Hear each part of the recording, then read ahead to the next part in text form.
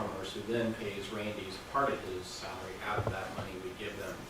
Seems also that the council has in the past always directed the chamber to do tourism and not economic development, which should be a little more diffused. And I think he does participate, because I've been in the meetings as well with ODAC and things like that. And our economic development focus does need to be more community-wide than just the industrial park or just tourism. I think it needs to be a lot more diverse than it currently is, and I think people are willing to work towards that goal. I had another thought. This seemed to know. It'll come back. Mayor. Counselor? I think that I think Mr. Biggerstaff and I might have sort of the same concern in that it doesn't seem that the city, the council, has taken a very active role in the past as far as tourism promotion. We've kind of handed it over to the Chamber of Commerce and said, please do this. And I sort of get the feeling like we may be ready to step up and have a more direct role in that, or a better partnership. It's not a partnership if you're just handing off tasks and hoping for good things to come from it. I think the idea of having, that we form a board to deal with TRT and RTMP fund distribution, as well as sort of a tourism arm of the city council, would allow us to feel like we have more of a stake in it, that we are putting forward what we feel is most important as far as tourism development, working of course in conjunction with our partner at the Chamber of Commerce. I think if we had something a little more formalized, we would all feel better about how these funds are dispersed. What I'm moving toward is a formal agreement and a council policy on how to handle TRT, such as other cities have. And then we don't have to keep going through these gyrations every year at what do we do with the money, what's the council going to do, and blah, blah, blah. It's going to be there for, and it's not for this council, it's for every council. I don't want to see the next council come in and say they have to do the thing all over again or do something similar. So that's the direction I'm going in. What you're talking about is an advisory board, and that's part of the policy that I'm going to be proposing, is an advisory board, which could include a member or two of the chamber on the advisory board to the council advisory board, as to how the money would be spent. And it would meet twice a year, so it isn't one of these things that works all the time. That's what we're working toward, that kind of a thing. And then when we get together, maybe we can find something to fine tune. Yes, ma'am. So to address that comment, we've always been partners with the city. The mayor and the city administrator have always been on our board. The city has had a lot of say-so. They've been a good partner. We're just not out running on our own, trust me. And Rhetta's, so we have 3 members basically on our board, although Rhetta's not technically on our board, but she's the person you've appointed, plus the mayors of Oakridge and Westford, plus the city administrator. They're all on the chamber board. And so they've helped. No, I'm not on the board. Sorry, Rhetta's not on the board. Sorry, Rhetta's not on the board, but the mayors and the city administrator are on our board. And Rhetta is your appointment person from the council. So they've been in discussions with us, and we've worked with the city on a lot of stuff over the years. So they've definitely been at the table. And I can tell you that the city has definitely given me input on direction as the chamber director in the past. So they've let me know, they've let me know if they want some things done to focus on. So. Do you think it would help to have the city take a more proactive role to sort of free up? I'm just wondering, so you have 2 sort of separate duties: economic development, bringing in business, and tourism promotion. I mean, it just seems like, I don't know. I guess I'm just not entirely sure on how.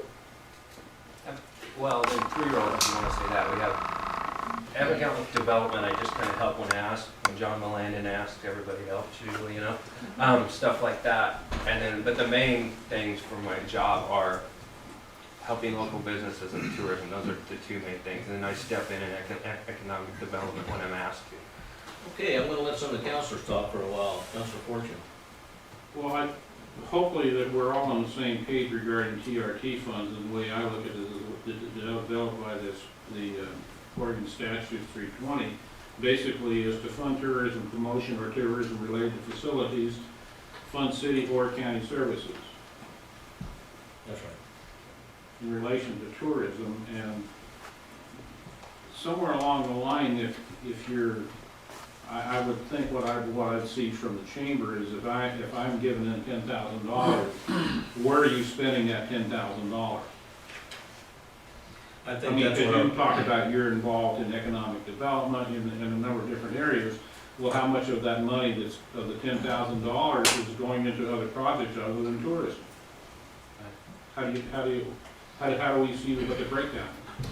To give you an example, I think one city, and I'm not proposing we do this, one city says this percentage will go to this percentage will go to this percentage will go to this, actually breaks it down by percentages, maybe percentage for whatever.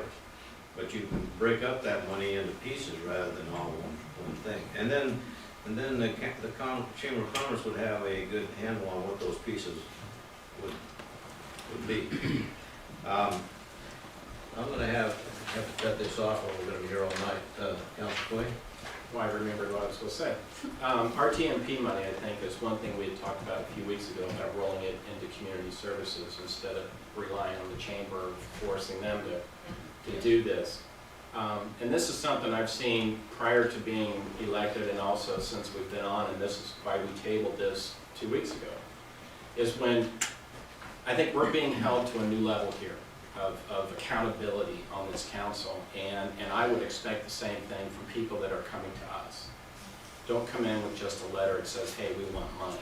You know, show us a business plan, show us a budget, show us these things that allow us then to make a decision.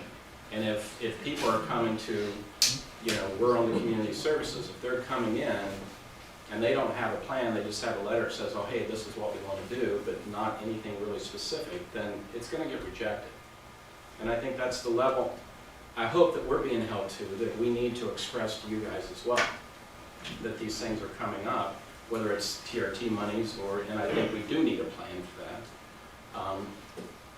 I told someone, I said, you know, there's a new sheriff in town. There's a whole new administration here, and we got to do things differently.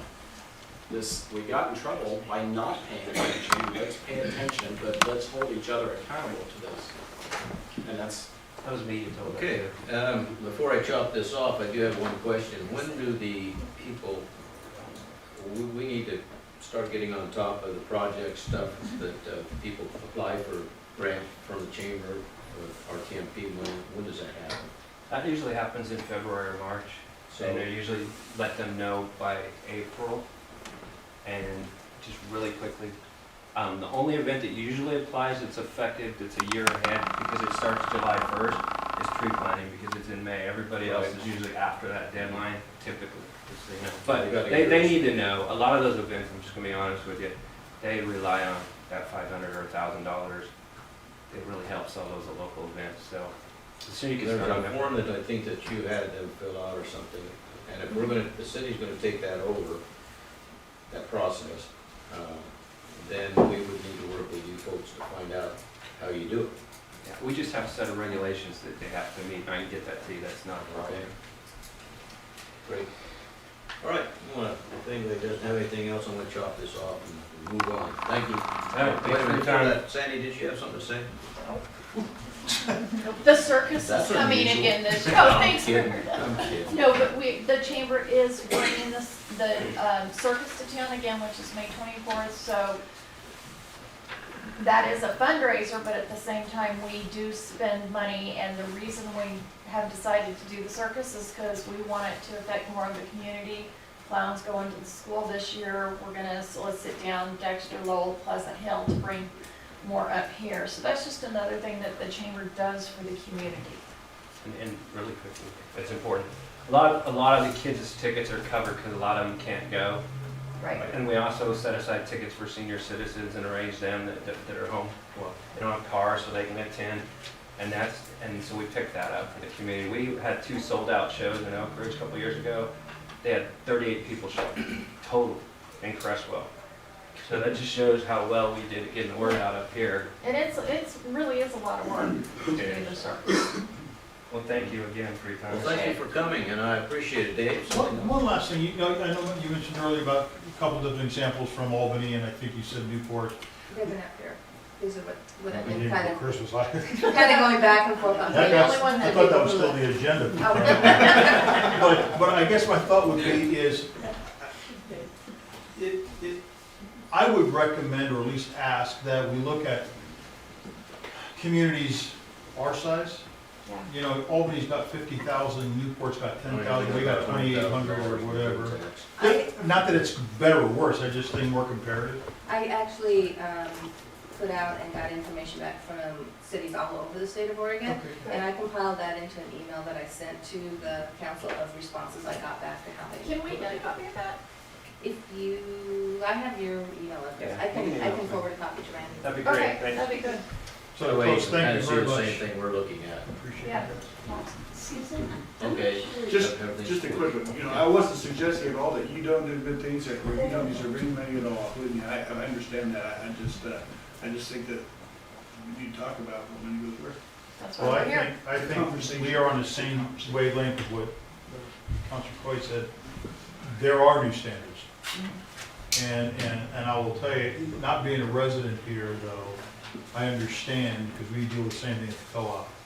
And if we don't hold ourselves accountable, somebody else is going to. So I think we're on the same page and we appreciate that.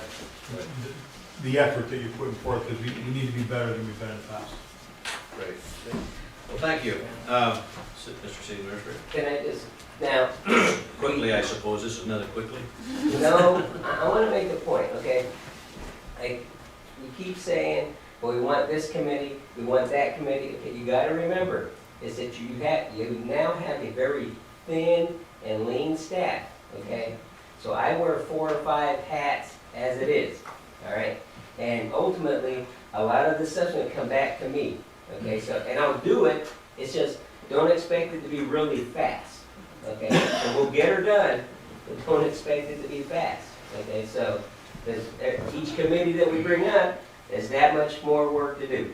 So, I just want to make that point. That's We'll one get of her the done, reasons- but it won't be One fast. of the reasons why the council committees are taking these on, Yeah. because Well, there's still we staff work. understand that, and there's a lot of that stuff that we can do in the background that doesn't require the staff to jump in there and work on. I realize how hard pressed you are with that kind of stuff, but you'll probably see more things being kicked over to the council committees for a report and recommendations back to the council. Hopefully it won't require a whole bunch of staff work other than yours, and that's what you get paid bucks for. Well, I believe that we're gonna establish new committees and stuff, I mean, in today's age, that committee ought to take the job on and get it done and not let us staff and make them do it. That's kind of what I'm, this advisory committee that I'm recommending would actually go through and be the folks that would determine the projects that would be selected on our TMP stuff. And it would consist of 4 or 5 people, and they'd meet twice a year, and there'd be a diverse number, probably the mayor and 1 councilor, and possibly somebody from the chamber, and a couple of citizens, and that would be it. And they would be the folks that would make recommendations to the council, if that's all right with them. So I would like to proceed that way, if it's okay with you. Can I ask that when you do those meetings, that I can be invited, because I keep track of that money coming in, and probably be keeping track of it going out, Sure. so. As long as the city administrator says you can go. She does her work, so. All right. Thank you again for coming, I appreciate it. Moving right along, Administrative Services 6.1, the city administrator report. Okay, our favorite one, Atherton. At present, the city attorney asked me to get a hold of our agent of record to see if there was a way for the city to insure that building, okay, because technically it's not our building, because we're in the foreclosure process. So, Counselor Fortune is checking on that for me to see if there is a way for us to insure it until the process is over, so that in case anything happens to it, we're not at a total loss. So that's something that I'm waiting on, and he's working on that for me. In regards to the bond, I got an email back from the bonding company, and my last responses that I sent to them have been forwarded to Mr. Zimmerman for his response. So it's now his turn to respond to my responses. So that's a back and forth thing, that's how that goes. And then ultimately, they'll make a decision. So that's where we're at there. Is there any light on the horizon or anything? I'm thinking we're getting to the light at the end of the tunnel, yes. I think we're getting close now, so, yes. So you're thinking you're gonna outlive them? I don't know. There doesn't mean that there be a carrot there at the end of the day. That's right. It's just, there's a light. No, that is a train.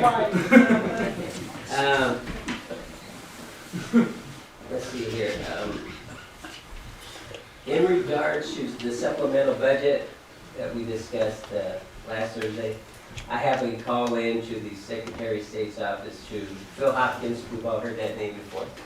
And so we're basically phone tagging right now, and I am going to be discussing the debt that we are carrying right now in the general fund and in the EMS fund. So I am going to speak with him and see what direction we can get from them, and see if we can get some type of exception in regards to that debt as part of carrying it. Because as we know, we're supposed to have a balanced budget. So I've got to talk to him and see what he says, and I'll get back to council when I do that. I'll be getting the budget calendar out now for the 13-14 budget out to y'all.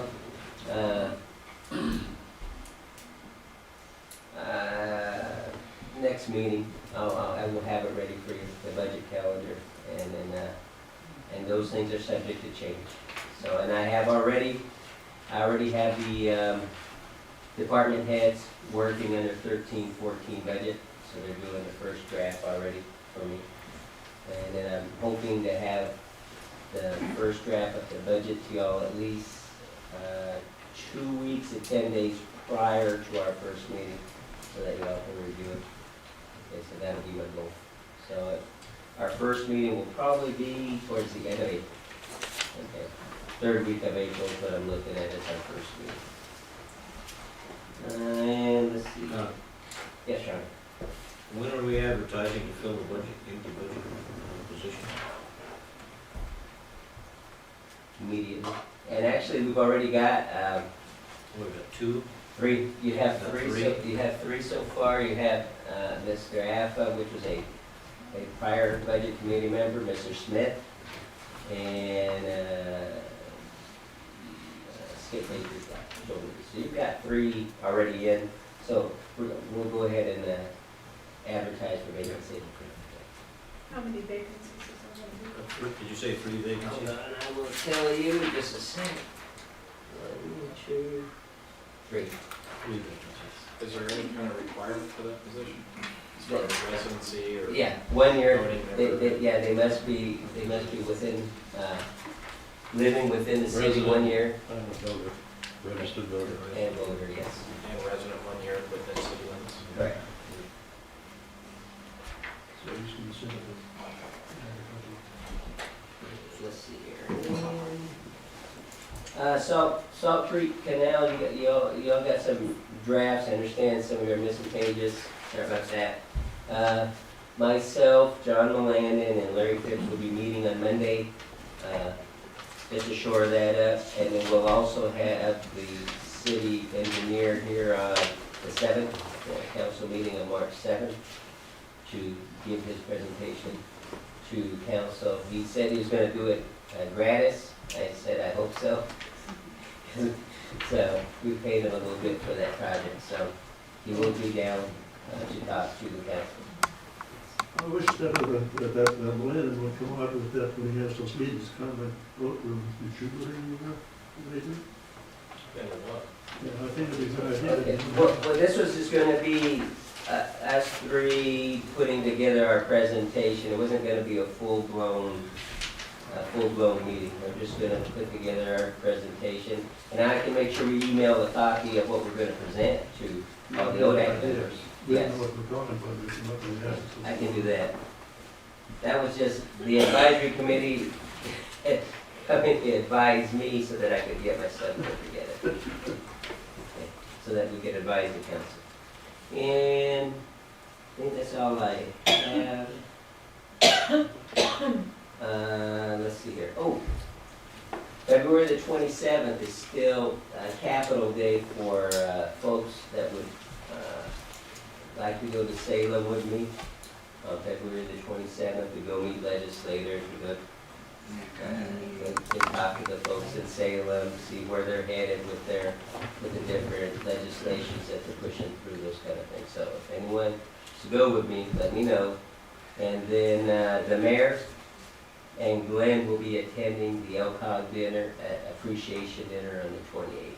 It's a Wednesday, No, it's a, 28th is a no, it's a Friday. Thursday, it's a Thursday. Thursday or Friday, yeah. Today's the 21st, 7 days later is the 28th. If you want to go, let me know. Oh, it's on the 28th. Capital Day is 27th, 28th is the appreciation dinner, and if you want to go, let me know, and I'll get you registered tomorrow. For Capital Day? Which one do you want to do? Capital? I'd like to do Capital Day. Okay, It's so on that's Thursday. Wednesday. Yeah, say that. Yeah, LCOG dinner, appreciation dinner is Thursday. Okay. I want to do the Capital Day. Yeah. Yeah, do Wednesday. Capital Day is the 27th, and LCOG appreciation dinner is the 28th. So if y'all could let me know as soon as possible, so I can let them know. All right, that's all I have. One of the things on Capital Day, though, I'm starting to push back on the medical issue in Oakridge, the lack thereof. I'll be going back to DC, today was Saturday, actually. I'm actually going for another purpose, but I'm gonna take the opportunity to bring up Oakridge's problems, that being one of them. And while you're there, you might drop a hint. We already talked to Bruce Hanna and Rosansky when they were here about the medical issues that we have here, and so get the ball rolling maybe. And tying into what the mayor just said about the medical piece, evidently he got Senator Wyden's office spurred up because they sent me an email with some information. So that's another project I'm working on right now is a medical clinic that federally subsidized, because we're at about 61 or 62% of the community is under some type of subsidy. So that's something I am working on right now also. So a lot of irons in the fire.